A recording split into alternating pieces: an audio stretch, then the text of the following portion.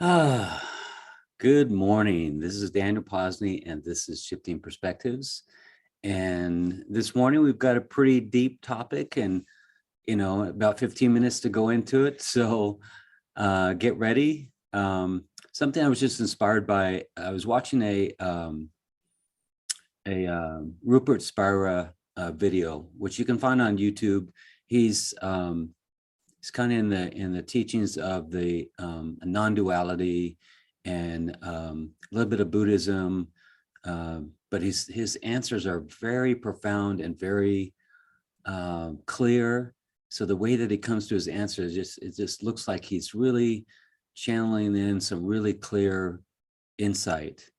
And so this guy asked, I want to give you a proverb, like an Egyptian wisdom, and see what you think about it. And he said, God reveals itself according to man's ability to face the exposure of himself by himself. I had to read this. I've read it about 20 times. God reveals itself according to man's ability to face the exposure of himself by himself. And I was sitting in meditation on this, and I needed to kind of pick out every bit of this statement to kind of make sure that I'm getting the right definition of things and what's being asked. But what we normally come to, this is something I searched on Google, how does God reveal itself?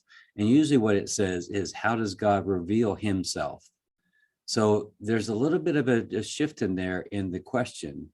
How does God reveal himself?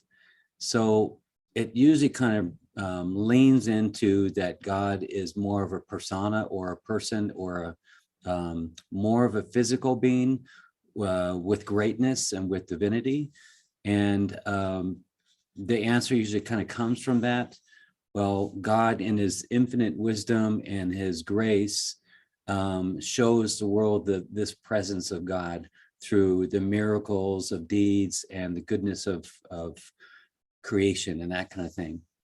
And but I was kind of struck by this card that I saw in one of these shops here in Sedona, and it really I come back to it a lot. And it says, "What is not God?" And so the goodness is also God, and the grace is God. But what about all the other stuff? If it's not God, then what is it? So that's kind of roams around in my head sometimes of, what might be the answer to that. And I have to kind of couch this whole little talk here is, I don't know what I'm talking about. So I just kind of something that's kind of running around in my mind and my heart. And so I'm going to do my best to speak clearly about what might be a possibility, or how to expand our relationship with what we call God.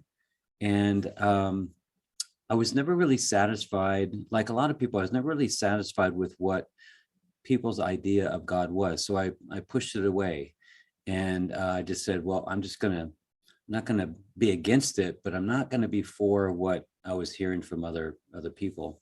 So I just kind of put it aside for a while. I just didn't relate to it until I started to find out more about myself. And then this God realization, this God, I guess, acceptance or embracing of this idea started to come in. So that's kind of the impetus for having this conversation or this monologue. And usually when people ask, how does God reveal itself?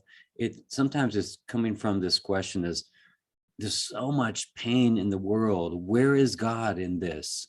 When children are being abused and tortured, where is God in all this? And I think what we're really meaning to say is, if we're really clear, we're meaning to say, where is love in all this? Where is grace in all this? Where is goodness in all this? So I think it makes some sense to me to kind of really be distinct in what the words that I'm using. If I'm wanting something here, if I'm wanting God, God is in all of it. But if I'm wanting love and grace and protection and safety, and that's a different thing. But God is in every single bit of it. You can't get away from it. So if you're still here listening, I was looking for something that I could kind of pull this apart and look at when someone is seeking a deeper relationship with what we call God. And, you know, if you have a little bit of a struggle with the word God or the idea of God or that kind of thing, you could just put in love. You could put in energy, you could put in source, you could put in consciousness. It's probably all of it, but whatever works for you. I know that when I put in the word God or him, my mind, through no fault of my own, my mind wanted to stay in the physical. And this is where I'm going to go really deep here, but when I go into the physical, if I were to think about a more physical presence called God, then what is beyond the, if it's physical, what's beyond that? Like, how far is the universe? Where's the edge of the universe? And if there's an edge, what's beyond that? But if there's a beyond that, then is that physical? Is it non-physical? It just kind of blows my mind about how our ideas about what things need to be to make sense to us. And so just like in the Bible, they would say the Father. And from what I understand, that's kind of what people could understand, the Father and the Son. And that was the language that needed to be used, because this idea of God is just so ineffable. It's this indescribable idea, feeling, energy. How can you even understand it? So that's where I'm coming from. So let's look at this statement again. So God reveals itself. So first of all, identify what you're thinking about what God is. So if you're thinking that God is a presence or a loving consciousness, God reveals itself according to man's ability to face. And that's the one word that I kind of got stuck on is, what does that mean? That means really having that be in front of you and looking at it honestly and allowing it to be seen, allowing it to be accepted and embraced. And then the next part is the exposure of. So the exposure of is shining the light or illuminating something. I was going to look up the definition of it, but in my mind it's this illumination of something. And when you illuminate something, it kind of removes all the dark little spots of something. Like if you work on the contrast and the brightness of an image, and you really turn that stuff up, it'll bring out all the darkness of that image is gone, and it's all super bright. And you might see a little bit of lines of something. So when I think about that part of the statement, the exposure of, it's like just forcing this light on something really intensely of himself. And that the himself or herself is this being, is this personality, is this character by himself. So it's not enough just so that this himself, this person, this being gets exposed by something, maybe by some event or some illness or by some life-threatening experience, that boom, this person is facing their own mortality, and they're illuminated with their exposure of who they are, like the smallness of themselves in the scheme of, that kind of thing. But it changes when you say of himself, by himself. So by himself is this self-determination, this free will to say, and this is where I want to be really clear about this part, because it's this determination to expose himself and the truth of himself. But it's not, I'm nothing. It's not God, I'm just nothing in your eyes, and making ourselves small, because that's not really the true exposure. That's also kind of an egoic thing where we say you're just nothing, you're just small. That's also kind of an egoic thing, because it's not really sharing the truth of what you are. If we really expose ourselves, let's do this. So go ahead and close your eyes. Let's do a little practice on exposing ourselves. I'd like you to think about anything about you that is physical, or an idea. Let me give you some examples. So first of all, take away the country that you're born in, that you don't know the country that you're born in, but you also take away this idea that you're of no country. It's just not even a concept. You don't need it to exist. And then take away your religious affiliation or religious beliefs, that some dogma that was presented to you that you decided to hold on to just for the moment. Take away that. And then take away that you believe that Democrats are better than Republicans, or Republicans are better than Democrats, and so on. Take that out, like you have no idea what that even means. And then see what's left after that. And then take away this idea that you have a sexual preference. It just, what do you mean sexual preference? That doesn't make any sense to what I am. So you've pulled apart these things that were kind of developed over time, and then pull apart this idea that you're a bad person, you're a good person, that you should feel guilt, you should feel shame, all the kind of perceptions that could develop when, through your childhood and traumas and all that stuff. Imagine that you could just remove all that. In fact, let's just take a shortcut. Let's just imagine that you're dying. Imagine that you're getting ready to exhale your last breath. And there's that moment. So let's say you don't believe in past life or parallel lives or life after death or any of that stuff. But there is going to be a point where you exhale your last breath. And just imagine what that might be.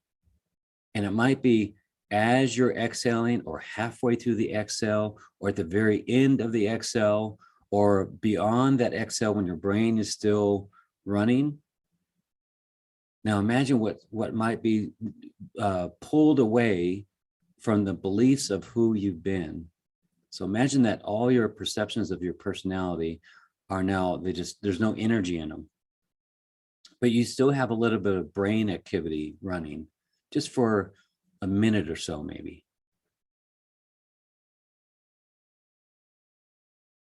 Just imagine what that might be like.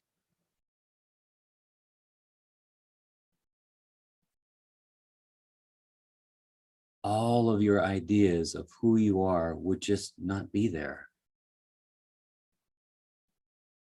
And what might be running through your heart, what might be running through your consciousness, I guess, if your body is dead, is grace, is love, is pure energy, consciousness, something that is indescribable.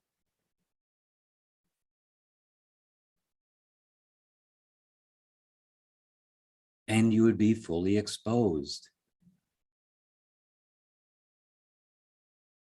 But being fully exposed wouldn't mean that you were small or large or not enough or not connected to.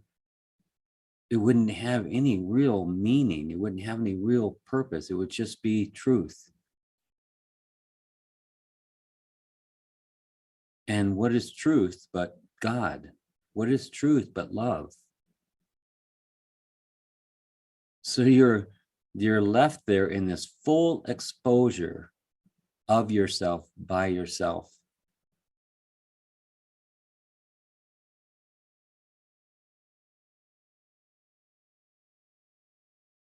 And even now, you might be going through this little meditation that we're doing, and your mind might come in it with thoughts.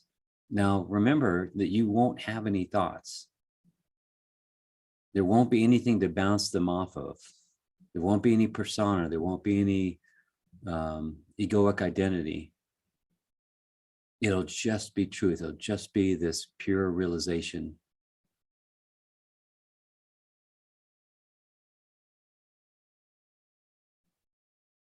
And the question comes to mind, when I'm in that place of that ending my last breath into this microsecond or second of what's happening right now. Is that God? Is that love? Is that pure source energy? When everything is pulled away, what's left?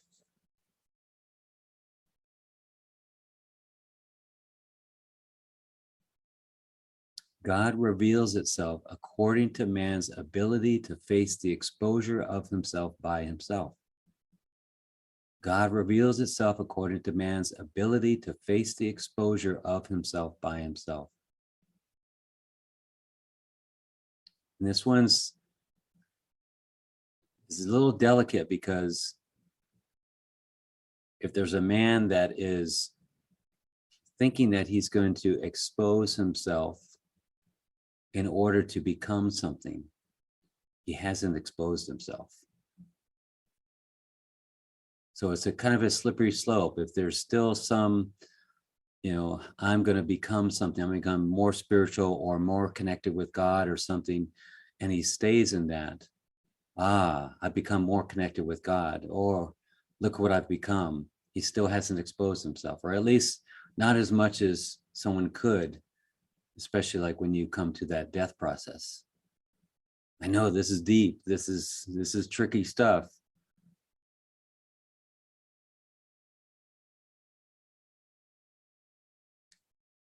According to man's ability. So what that makes me wonder is that there are gray areas. It's not just black and white, that there are little different levels, if you will, of exposure of ourselves. And I know that sometimes I've exposed myself by myself, but up to a certain point. And then I ask myself the question, what if I really expose myself? I think about the way that I talk, the way that I use my hands, the way that my voice comes out. Those are all little aspects of my personality that haven't been exposed or let go of yet. We all walk and talk in a certain way, and we keep our certain personalities intact. But the ultimate exposure would be dying, where you've got no structure in all that.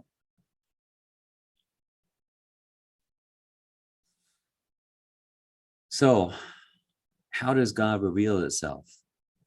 You might see that every answer is the right answer, because what else is happening? This unexplainable thing, idea, energy that sometimes we call God, we can call love, is always expressing itself. It's always revealing itself. But I kind of want to change out that word reveal, because it acts like it's not there and then it shows itself.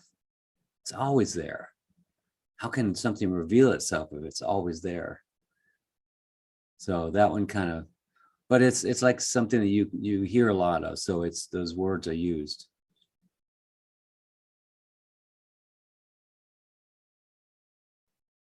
So really the problem is in the question. How does God reveal itself? How does God not reveal itself? Just determines on what your idea of God is.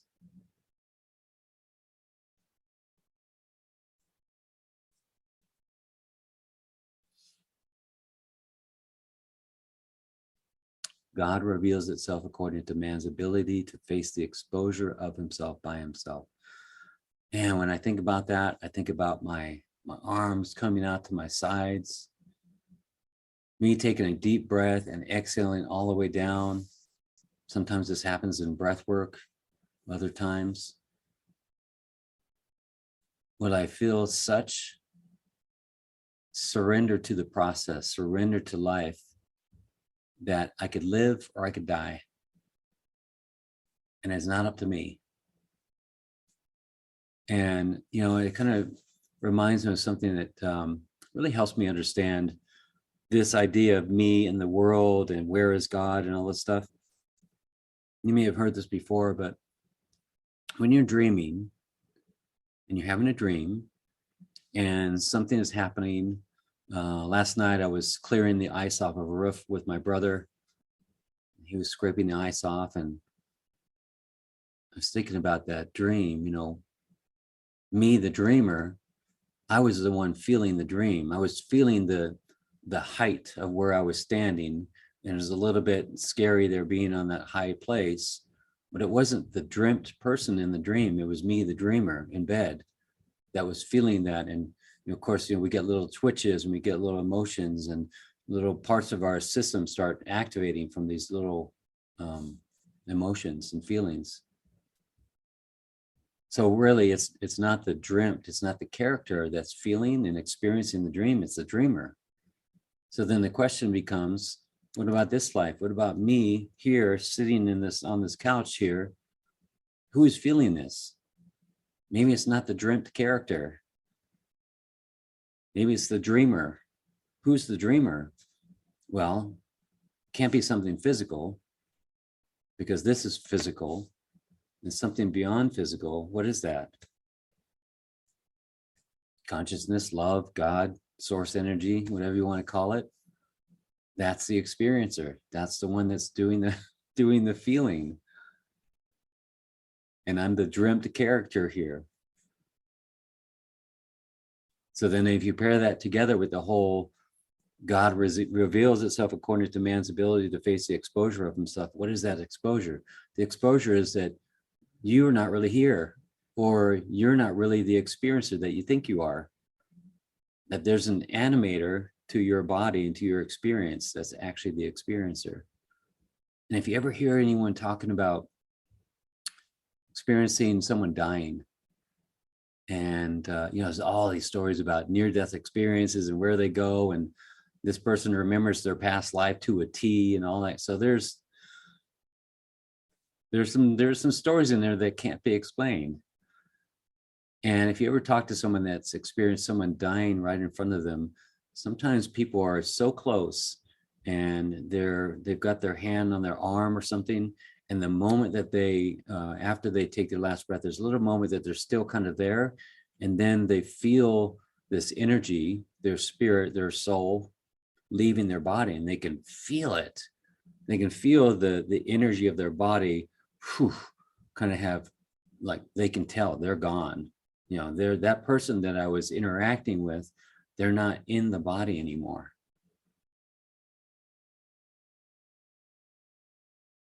So that's the exposure, is that who you are is this animator, which is this non-physical divine essence, if you will.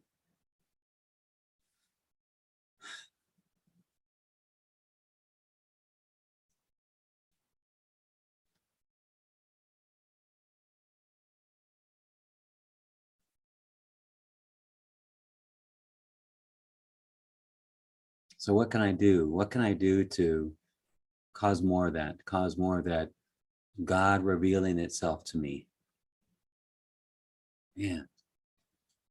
Sometimes in that moment where you take the time to be in nature and you watch how the animals are behaving, and watch how these animals are created so perfectly to do what they need to do, that the stripes in their bodies are their protection, that the skunk has this smell that protects it, that there's all this perfection going on. And then I hear beautiful music, and I'm reminded that, it's all of it. But sometimes it takes that, God, I hate to use this word because I've seen it in a movie, but quintessence, or this essence, unexplainable. And it's hard for me to see it when I'm going, and my mind is so busy. So when I work with people, the people that are heavily in their head, it's hard for them to have that God reveal to them. But the people that I find that are more connected to nature, more connected to their heart and their feelings and subtle energies, it's more naturally felt. So the best way that I found to get more of that revealing itself to me is to expose myself by opening up my heart. So whatever I can do to open up my heart. I've got enough knowledge with psychology and metaphysics and spirituality that's just happened over the years. But lately it's just been, okay, now keep opening up your heart, because that's the part that I feel that God being revealed to me when I expose myself. And isn't that kind of the greatest exposure? Once you get beyond exposing what you don't know and your egoic self and all that stuff, that's one thing. But then saying, okay, now I'm going to expose my heart. I'm going to see the world with compassion. And what's come up for me lately, what I'm working on is blessing, is realizing that we're all able to bless. So if you're kind of following along where I'm going with this, that we're not separate from God, that it's not a separate thing that we need to strive to be around or to see in the world, that we can't get away from it actually, then we have the ability, when we're in our heart, when we're in that joyful heart, that we can actually bless.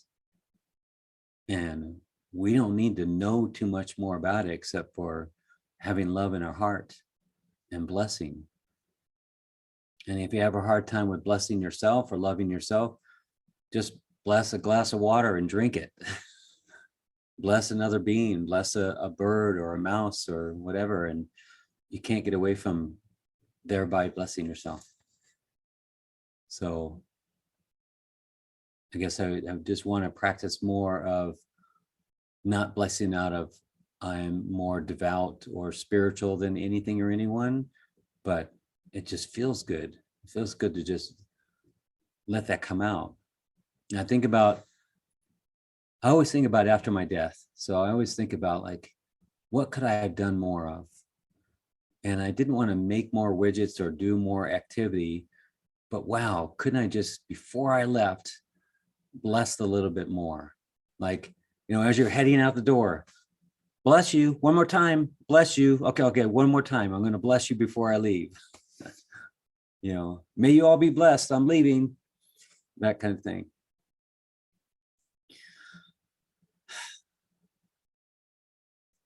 Maybe I didn't answer any questions today. Maybe it just kind of opened things up, and maybe I just exposed myself. So thank you so much for being here. I love you, and bless you, bless you, bless you.